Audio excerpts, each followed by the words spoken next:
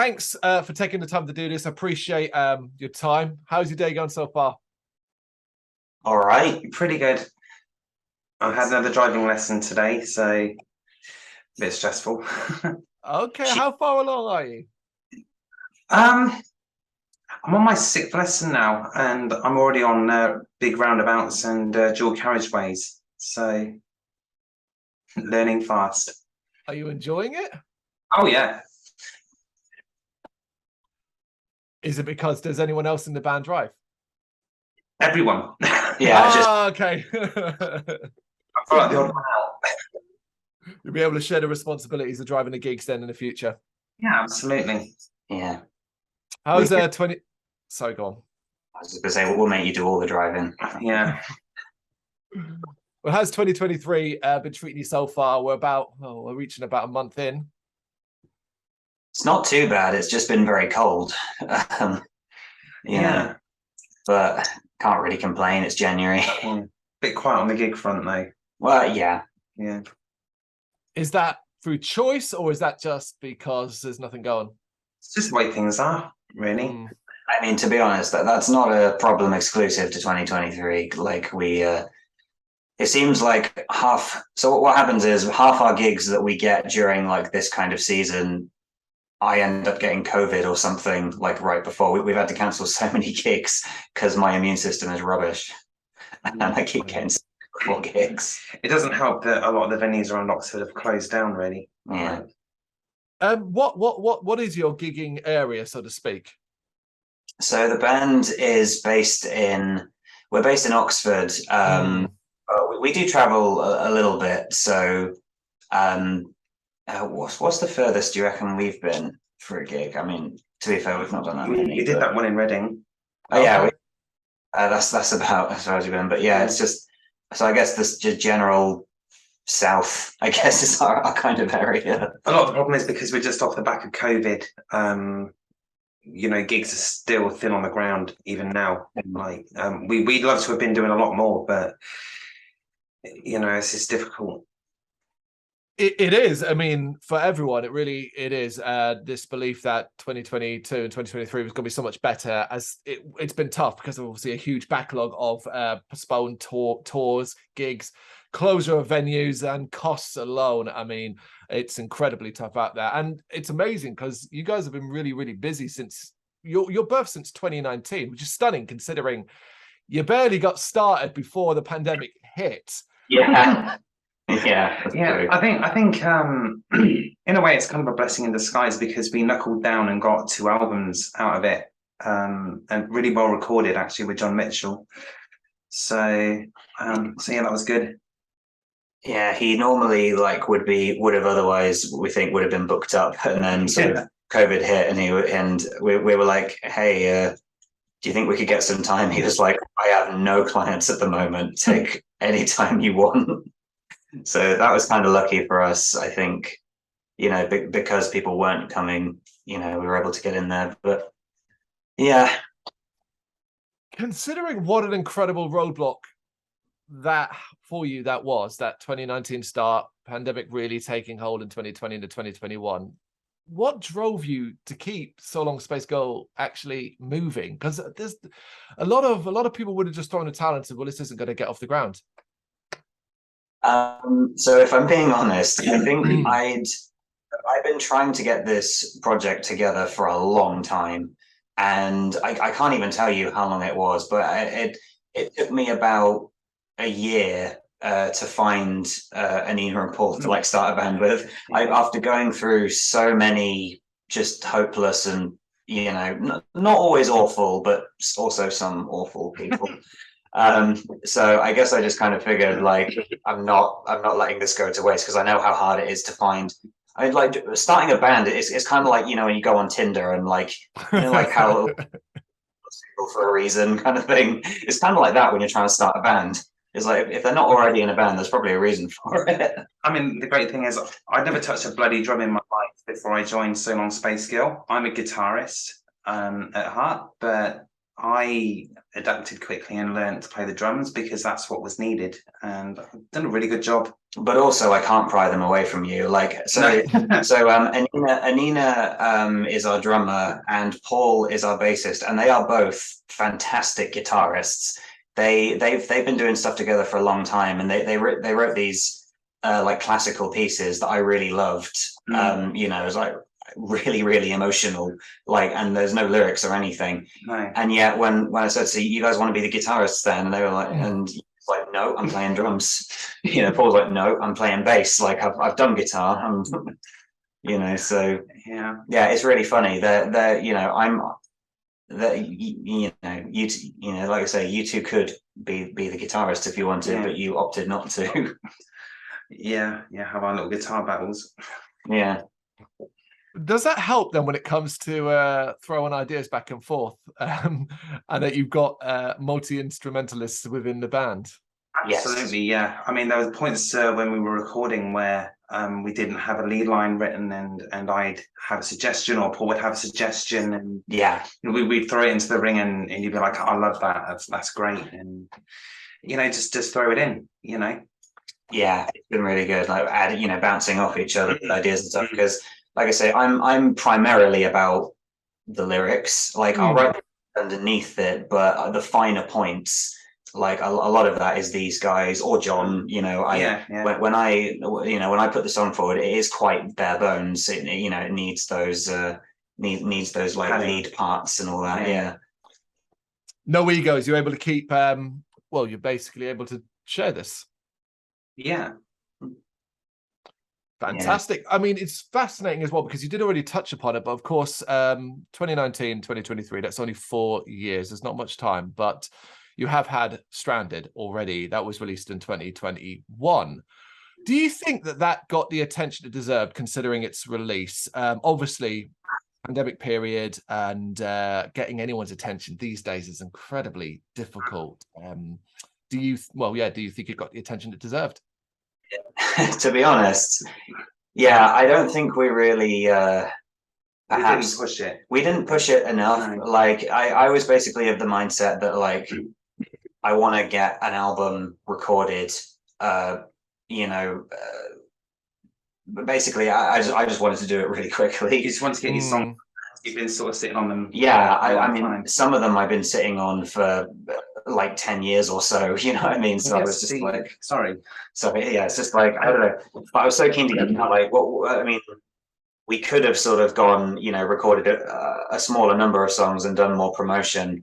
But I was just like, you know what? Let's just record an entire album. Yeah. I think the highest point of Stranded was when I'm Not Yours was played on BBC Introducing. So that was quite nice. Obviously, wish it would sort of go further, you know, much further. But to be fair, like, it was just like we wanted to see if we could make an album. So I guess we kind of managed that. But yeah, like you said, it didn't really get much attention when it came out. But that's kind of partially on us because we didn't really push it anywhere. We, you know, none of us are really social media savvy. You know what I mean? You know, we're not big on, like, you know, pushing things, going, oh, listen to my music, man, it's really good. Like, you know, we're just sort of, I don't know, we all reserved. We all kind of fall short in that department because we don't want to bother people with it. It is one of the hardest parts of being a band in the modern era, the balance of not just your personal life or trying to earn some money to actually go out on the road, but you've also got to be a social media manager. You've got to be a bit of an expert on algorithms that will inevitably change 6 months down the line anyway. So any minor thing you can do is beneficial. But we are now leading, of course, to the sophomore album, Your Heroes Are All Dead, which is out on February 23rd, 2023. I believe that's correct, yeah? Wasn't it the 27th, I think? You know what? I actually don't know. I've been handling all the PR stuff with Anina's our PR gal. But I believe it's the 27th. Okay, no worries. 23rd, 27th. It's the end of February, and it's your second album. How soon after the release of Stranded did you start working this follow-up? Well, actually, a lot of the songs on the second album I have demoed before. Like I say, the oldest song, Peaches and Cream, is from about 2009, I think. What was it? We got Pull the Triggers from 2015. A lot of them are from 2017. Yeah. So I guess kind of I've had a lot of these songs written for a while. There's been a couple that there's actually a couple of songs that didn't make it onto Stranded just because they weren't quite right for it. So it's really weird. Like actually, yeah, some of these songs do actually predate Stranded quite considerably. I'd say we went back to John maybe 7 or 8 months after we finished Stranded. Do you remember we recorded the first? Yeah, it wasn't very long at all. I think it's the first 4 songs we recorded. 7 months after. And so Your Heroes Are All Dead has actually been finished since I think September. That's right. Yeah. So actually the album's been ready to release for a few months.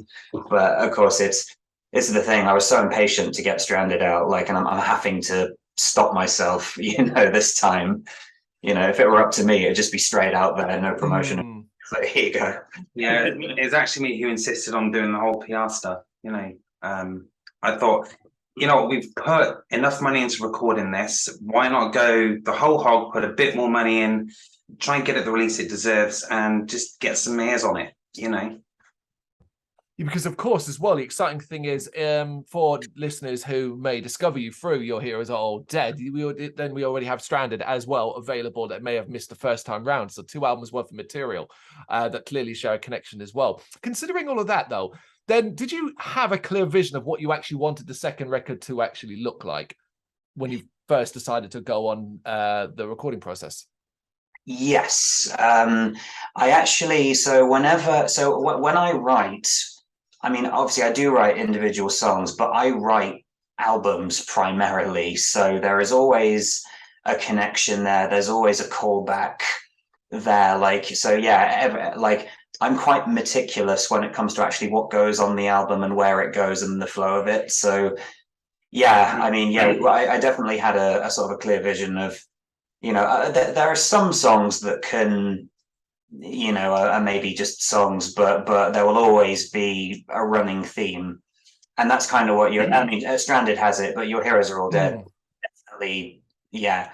I mean, as hopefully you'll hear when the album comes out, there is a definite flow there, and I love callbacks. I love albums with callbacks. I don't think enough artists do them.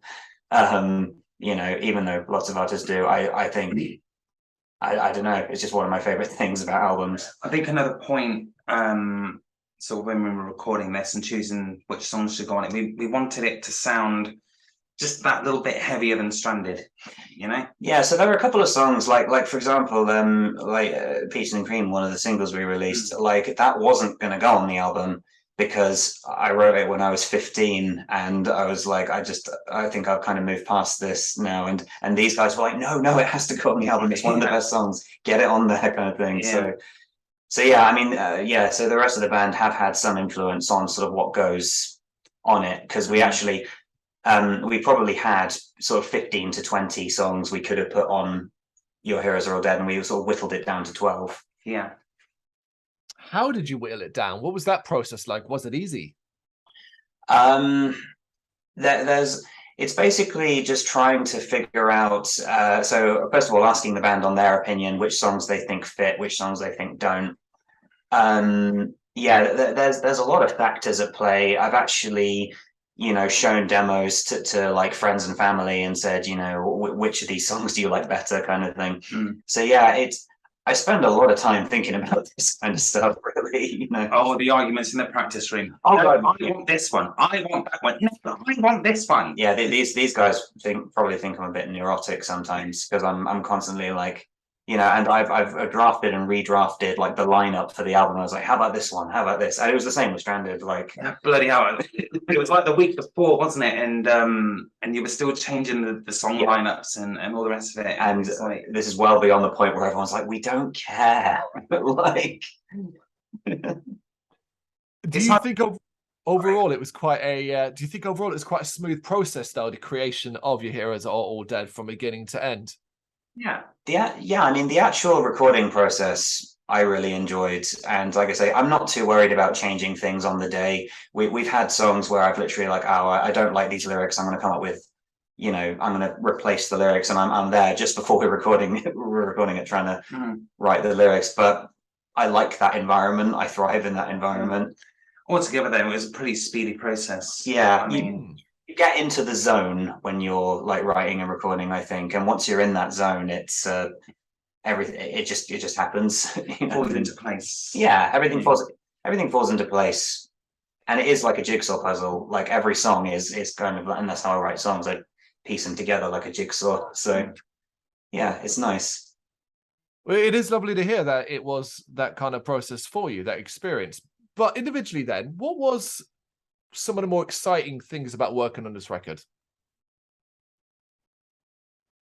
I don't know really. Just sort of spending the time with the band and just going out and having a few drinks and a laugh. And we did that acoustic set at John's local, didn't we? And so they really got into that. Yeah, we resolved for part of the recording process. We were just going to go down to Reading and stay there while we recorded for like a week and a bit. So we were living together. We were sort of, you know, we were having to, you know, clean up after ourselves and like, you know, hang out in the evenings and drink together and all this kind of stuff. And smell Rob's emissions. Yeah. And that's where he got the nickname Farty Rob. And I really enjoyed that because it gave us a chance to sort of, you know what I mean? Like when you're working in close quarters with people, you've really, you know, you learn more about them and you learn more about yourself. So I really enjoyed that. And just, I love working with John. Like he's a legend. He's an eccentric like myself. So it's a lot of fun. Hilarious guy. The banter just never stops with him. Yeah. Like, it's constant. What about challenges then? For you, again, individually, what were some of the more challenging aspects and what did you do to overcome them? I think by the end of that week, a couple of people in the band might have wanted to kill me because I'd spent all this time in the zone, and I get very, very OCD about things. You know when I wanted to kill you is when you turned the light off on us when we were playing poker. I literally, we're in the house we were staying at, and these guys were playing poker. I don't know why. I was thinking about, you know, as because it was always on my mind. I was thinking about the recording process. And I came in, didn't acknowledge anyone was in the room, turned the light off because the light was bothering me, and then left. These guys were like, what the hell was that? And I didn't even register I'd done it. They came and was like, just come in and turn the light off. I was like, oh, did I? So that's the kind of in the zone I'm talking about. Like you're not even really aware of like, everything else just goes out the window, really. I guess for me, you know, pre-recording nerves, sort of when it's sort of like it's like red light fever. You know, when it's time to go, you've got to start playing. You got to play it correctly and in time to click. And handling that stress was kind of difficult, but I managed it. And you know, you just sort of calm yourself down. You learn to sort of get into it, get into the flow. And you drink hella coffees. I think I made me and John a turbo coffee, had about 10 spoons of coffee in it and a little bit of water. It's just like, if we both die of a heart attack, just like promise you'll finish the album. But you finished it, as you said already. It's finished, and well, the end of February, 23rd or 27th. Whoever's right there, I'm sure it said the 23rd. I'm sure it did. I looked at the press release before we chatted. Right. You may be right, yeah. I should really know more about when the album's coming out. But I am completely burnt out on it. After we finished recording it, I was like, oh my God, I can't think about this anymore. So I've kind of delegated to Anina to be like, can you just sort the release and stuff? I'm done with this. I just want someone else to take over now. But I'm glad you said that now, burnout, because that's always an intriguing thing to me, because obviously in most regards, albums are finished, releases are finished months, if not longer, before release. And it often comes from my head, and often we'll speak to artists and bands about whether the upcoming release rejuvenates their desire, their interest in their own music, because of course it's quite old, potentially old for you, and you've already moved on musically. Is that the case with you? Are you still feeling quite in tune with the album, or are you just kind of like, let's get to February and get this thing out? I think you're absolutely right. Yeah, kind of. So over the past few months, I have to say I have been feeling a little bit burnt out on it. But as you've said, as it's starting to get picked up and radio stations are starting to play it, and it's getting towards the release. Yeah, you're right. It has given me sort of a second wind almost, and I'm starting to get excited about it again. So I've been hyped all the way along, like, because I've been handling the PR, and yeah. I'm just hyped. I'm like, Tom's sending me these lists of places he's contacted, people who are interested, and it's like awesome. I'm glad to see the progress, and it's really good. And long may that continue. It's fantastic to hear that. What about further along? So this 2023's just got started. The album comes out in February, and then there's still another 10 months. Do you have any plans in place? Do you have any ideas what you want to do, or goals that you want to reach? Well, we would like to start playing some more shows if possible. That obviously that's kind of what this is all for. I mean, the reason we've recorded so much is because in my last band we had the opposite problem where we didn't record enough. So we were playing probably 2 shows a week, but the songs weren't recorded, so no one was really singing along. People coming to see us, but it was, you know what I mean? So yeah, I mean, but now we've got the opposite problem. So it'd be nice to play some shows and like get people in the audience singing along to that. That's my main goal. Yeah, me too. I mean, basically, it's just how much you want to do the band thing. You know what I mean? There's obviously other stuff we could be doing. I hadn't given it too much thought, really. Stuff like merch and whatever, but obviously I guess that's a thing that people do. But yeah, for me it's mainly about the shows, and yeah, it's much the same for me. I mean, I live for music. I always have done since I was little, since I was 4 years old. It's all I've ever wanted to do, really. That's sort of my zone, and she is crazy good at it, so Well, fingers crossed that that will happen, because I feel like a lot of the hangover shows and stuff has now kind of died away to a degree. For example, festival seasons are kind of resetting now, and we are getting hangover lineups have gone now. So considering how long we have to go in the year, I see no reason why more shows isn't at least a guarantee.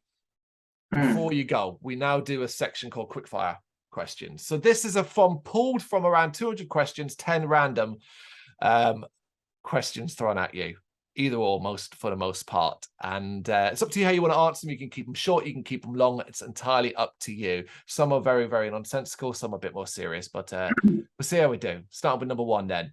What meal do you think you cook better than anyone else in the band? Pesto pasta with cheese. Very nice. It's what we were. Yeah, when we were recording, I made that a lot. Love that. Oh, I also made you French toast. You did. That was good. I got you to eat, because Anita doesn't eat very much unless she's supervised. So yeah, so made sure she ate healthy. So spaghetti curry-naise. I put curry powder in my spaghetti bolognese. Okay, all right. A dream place for So Long Space Girl to play. A dream place. Does it have to be a real place? Oh yeah, like in the world, a real place that it would just be a dream come true for you to play. I mean, the obvious answer is Wembley Stadium. I mean, yeah. Can you come up with a more interesting answer? I'm on board with that. On top of the Eiffel Tower? I don't know. No, definitely. You can fit more people in Wembley than the Eiffel on top of the Eiffel Tower. Definitely Wembley. I mean, has someone's creative work ever moved you to tears? And if so, what was it? Well, yeah. So I connect very deeply with the music I listen to, but I suppose one the example that immediately comes to mind is obviously when I think I mentioned this earlier, but obviously Nina and Paul used to do classical instrumentals, and I remember when they first played it to me, being really, really moved by it. We had to give you a tissue. They had to give me a tissue, just bawling everywhere. Nerdy gamer answer for me. The ending theme from Dark Souls 2 is a beautiful piece. Okay, I don't know. Maybe because it's just recent watch, but I was like, okay, you're just saying gaming. Where are you going to go with this? Last of Us, something like that. But no, I would not have. That's incredible. Yeah, it's an incredible game. So all the way along, but yeah, the ending theme just beautiful. Fantastic. Favorite holiday destination? Oh gosh, I'm gonna sound like this comes off. I've been very fortunate in my life that I've been taken on lots of holidays. I went to Cancun in Mexico once. That was really nice. I do love me a bit of Dublin. I have a very good friend there, so always nice. It's my home country. Oh, really? You wouldn't know it by my accent because I've lived over here for a very long time, but I'm Irish born and lived there until I was 13. And County Cavan and Dublin used to be a regular trip. In fact, I haven't been back that way in a while. I was supposed to go back last year, but COVID. Oh, wow. Don't kill me for the rubbish imitation of the accent. Is there life out there beyond our planet? Yes. Statistically, yeah, I'd say there probably is. It might not necessarily be intelligent life. The problem is like overcoming the laws of relativity to be able to get out there and find it. In my view, you know, they say, well, you can't prove there's life out there. No, you can, because you talk to it every single day. If we're here, we're probably not the only ones. Pizza or pasta? Something completely different. Oh, that's so hard. Oh, I love them both so much. Don't make me choose. I agree, but pizza. I do love pizza. Yeah, I got to say pizza as well, but it's making me. It's like making me choose between my children. As an aside, pepperoni and mushroom. But I was about to ask, yeah, what's the toppings? Definitely pepperoni and mushroom. I can get with pepperoni and mushroom. That's good. I will eat pineapple if it's on a pizza, but I would never choose to have it on a pizza because I don't think I don't know. I know it's a bit of a contentious topic. It's like I probably wouldn't pick it off, but I would never ask for it on a pizza. Paul, being the weirdo he is, actually enjoys tuna on his pizza. I don't get him. I really don't. Is he mad? Well, while I do obviously, you know, like everybody does have an opinion on pineapple on pizza, it's wrong. I've never tried tuna on pizza. That actually sounds like it's worth trying. Please don't. Have either of you ever experienced something unexplainable? Unexplainable? Absolutely. You want to share? I saw what I would perceive as a demon. It was this black shadow, and I could just see the outline of it. It was in it's a doctor's surgery. It was like 10 o'clock at night, and I was crossing the road, and I could literally just see the outline of this thing, and it was looking at me, and it was sneering at me. It was horrible. Incredible. Wow. Okay. Sweet or savory? Again, it kind of depends, but normally I'm probably more of a savory person. I do have a bit of a sweet tooth, but I'm not a dessert person. I don't eat cake. I don't eat ice cream or anything like that. I don't eat donuts. So I'm definitely probably more of a savory person. I'd say savory, more so spicy. I do like my spicy food. Fantastic. Second last one, band. What's a band that you'd like to give a shout out that you are really enjoying right now that maybe people may not have heard of? Oh gosh, there are so many. I mean, bearing in mind, probably talking about in some cases bands that are like way more well known than we are. Wow, yeah. I love some of the the sort of the DIY bands over in like America at the moment, like like Prince Daddy and the Hyena. I absolutely adore their music. It's so good. I was really enjoying Retirement Party before they split up. Beach Bunny's a fantastic band. There's way too many to name here. Perhaps a sort of a lesser known band that sort of from our kind of neck of the woods. I really do like Das School. I think their music is really good. Beaver Fuel, they're really good. Lee's a good friend of mine. There's a couple of bands we played with a couple of weeks ago. I think my favourite band of all time has got to be Metric, for sure. Oh yeah, Metric are fantastic. Metric, they're amazing. If you gave us all night, probably come up with several more. There are so many bands I've yet to see that I still want to. There's some really good Australian ones as well. Freaking love Camp Cope. They're a fantastic band. Like the list is too long, so I'm going to stop because otherwise it's just gonna be an hour of me like shouting out to bands I like. Naughty. Oh no, it's incredible! It's incredible to hear. There's several bands that I'm not aware of. I don't know the names, so it's the idea is hopefully give people, myself included, a chance to go check something out after this. Last one. This kind of ties in, I guess, to what we were talking at the start when it comes to algorithms and getting your name out there and so on. But a way that YouTube channels get their own name out there, utilizing people's content, is reaction videos. So that you've seen some, maybe you've been part of them. I don't know. Yay or nay, though? Where do you fall on it? Because I know there can be a contentious issue between artists. No, I mean, I don't hate them like inherently. I remember with that scandal with like the Fine Brothers a few years ago, and everyone having a right laugh about that because of like what they were doing. I do think videos on YouTube have gotten a bit samey. Like there's a lot of video essays, there's a lot of reaction videos. I think there are entirely too many of them. I hate reaction videos. They are the single most pointless thing since reality TV and Big Bleeding Brother.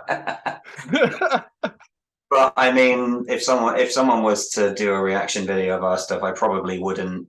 I mean, I wouldn't complain. Any publicity is good publicity, so I probably wouldn't. The shoes on the other foot, eh? Especially if they were saying this is the worst thing ever and I hate it. If it was like someone, people love to hate, that was just like ripping on it, that would be great. Yeah.